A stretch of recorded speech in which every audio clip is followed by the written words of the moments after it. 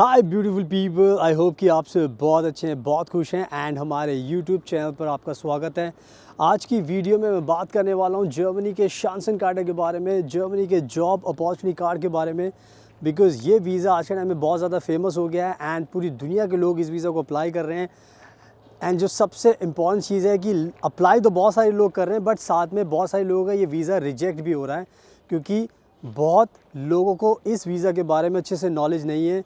क्योंकि बहुत सारे लोग खुद से अप्लाई कर रहे हैं, जो भी इन्फॉर्मेशन को मिल पा रही है उसके बेसिस पर फिर वो अप्लाई कर रहे हैं।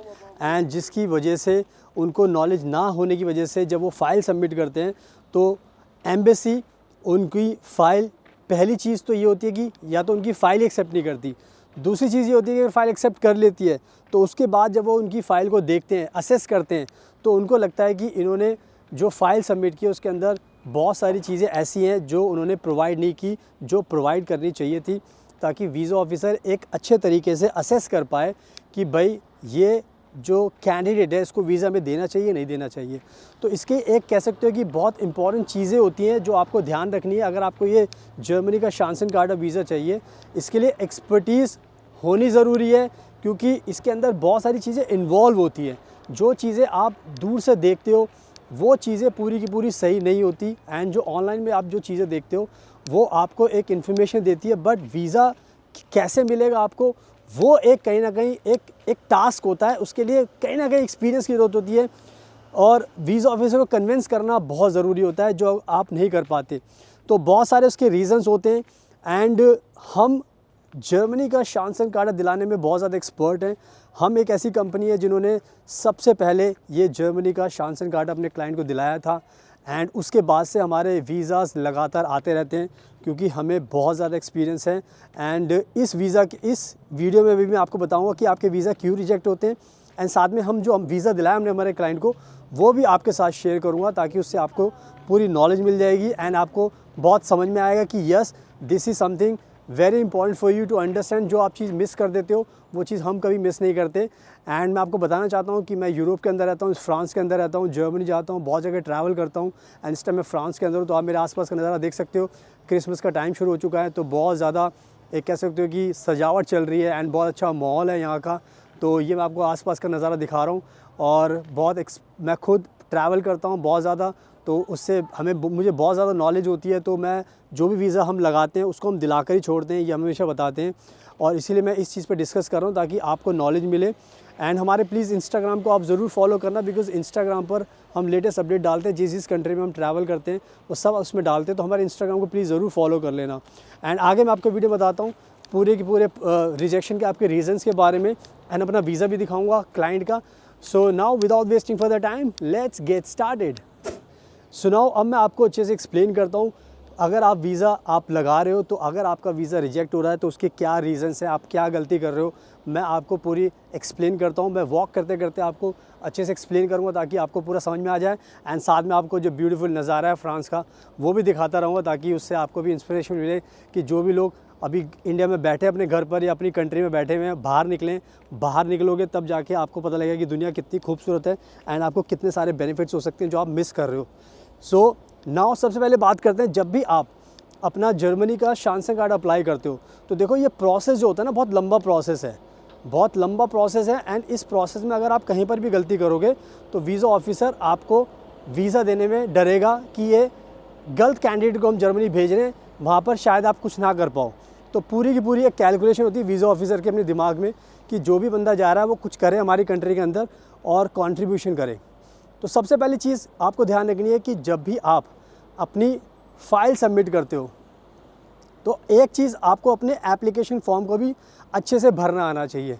बहुत बार हमने देखा है कि बहुत सारे लोग अपना वीज़ा अप्लाई कर देते हैं बट उनको एप्लीकेशन फॉर्म भरना नहीं आता, एंड जिसकी वजह से वो इनकम्प्लीट इन्फॉर्मेशन आप हो जाती है एंड वीज़ा ऑफिसर आपको समझता है कि आपको फॉर्म भरना नहीं आता। तो फॉर्म ना भरने आना भी एक कहीं ना कहीं नेगेटिव आपके लिए देखा जाता है। तो मेक श्योर कीजिए कि आप फॉर्म अच्छे से भरिए, कोई आपके फॉर्म में गलती नहीं होनी चाहिए। दूसरी चीज़, पूरे डॉक्यूमेंट्स की एक चेकलिस्ट है, यानी कि बहुत सारे डॉक्यूमेंट्स इसके लिए रिक्वायर्ड होते हैं। तो अगर आप कोई भी डॉक्यूमेंट्स मिस करोगे तो उसमें फिर आपको दिक्कत होगी, क्योंकि डॉक्यूमेंट्स अगर आपने पूरे नहीं दिए एम्बेसी को तो फिर वीज़ा ऑफिसर को डाउट होगा कि आपके पास पूरी चीज़ें नहीं है, जो हमें चाहिए वो पूरी चीज़ें आपके पास नहीं है, तो जिसकी वजह से फिर आपका वीज़ा रिजेक्ट होने के चांसेस ज़्यादा बन जाते हैं। तो आपको सारे डॉक्यूमेंट्स उनको प्रोवाइड करने पड़ेंगे। एंड स्पेशली मैं एक चीज़ का नाम लेना ज़रूर चाहूँगा जिसका नाम है मोटिवेशन लेटर। मोटिवेशन लेटर बहुत सारे लोग जो अप्लाई करते हैं उनको नहीं पता होता कि इसके अंदर लिखना क्या है, और जब आपको नहीं पता होता कि इसके अंदर आपको लिखना क्या है तो उसकी वजह से फिर क्या होता है कि वीज़ा ऑफिसर आपकी जो लाइफ की जो एक पूरी हिस्ट्री होती है उसको समझ नहीं पाता, एंड जिसकी वजह से फिर वीज़ा ऑफिसर को लगता है कि आपके अंदर वो क्रीडेंशियल्स नहीं है, वो योग्यता नहीं है कि हम आपको वहाँ पर भेजें और आप वहाँ पर कुछ कर पाओगे। तो आपको मेक श्योर करना है कि जो आपका मोटिवेशन लेटर होता है वो बहुत स्ट्रॉन्ग होना चाहिए, उससे बहुत फ़र्क पड़ता है। इसके साथ साथ आपको अपने CV पर भी काम करना पड़ता है, आपको अपने CV को भी एक स्टैंडर्ड का CV बनाना पड़ता है। ऐसे नहीं कि आपने कुछ भी वहाँ पे लिख दिया और अपने मन से जैसे इंडिया में आप करते हो वैसा नहीं होना चाहिए, एक स्टैंडर्ड होना चाहिए। तो आपको अपने CV पर भी काम करना चाहिए। तो ये भी कहीं ना कहीं बहुत इंपॉर्टेंट चीज़ मैं आपको बता रहा हूँ।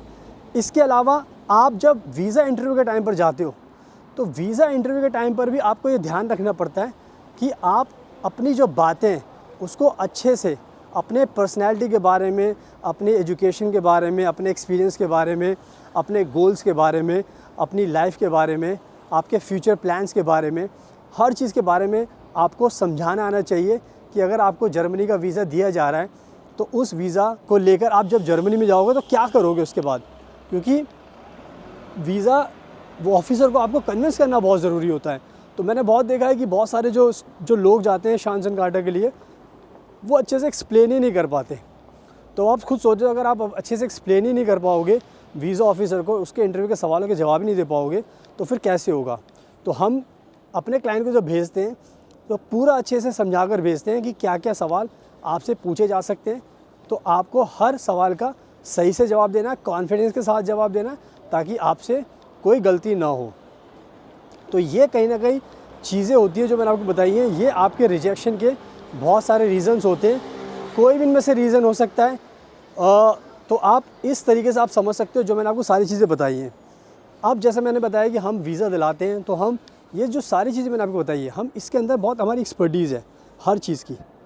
तो हम क्या करते हैं, जो भी अगर आपके अंदर कोई कमी है तो हम उसको कोशिश करते हैं कि उसको आपकी स्ट्रेंथ बनाया जाए, क्योंकि वीज़ा ऑफिसर जब आपसे फ़र्स्ट टाइम मिलता है तो उसको तो ज़्यादा पता नहीं होता आपके बारे में, लेकिन हमें पता चल जाता है कि कहाँ पर आपकी फ़ाइल को स्ट्रॉन्ग बनाना है, कहाँ पर आपके वीक पॉइंट्स हैं।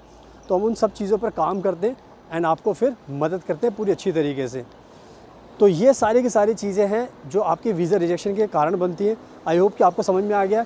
अब मैं क्या करता हूँ, अपना वीज़ा दिखा देता हूँ हमारे क्लाइंट का, उसको देखने के बाद आपको समझ में आएगा कि हाँ ये वाकई में इनको पता है, यही रीज़न होते हैं क्योंकि ये वीज़ा दिलाते हैं। So now let me show you the visa now right now.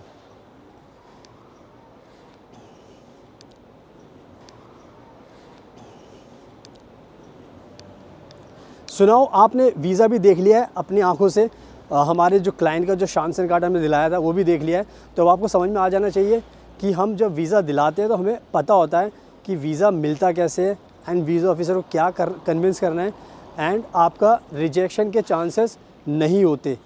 तो अगर आप खुद से अप्लाई कर रहे हो तो आप कहीं ना कहीं गलती कर सकते हो, क्योंकि आप हर चीज़ को समझ नहीं सकते।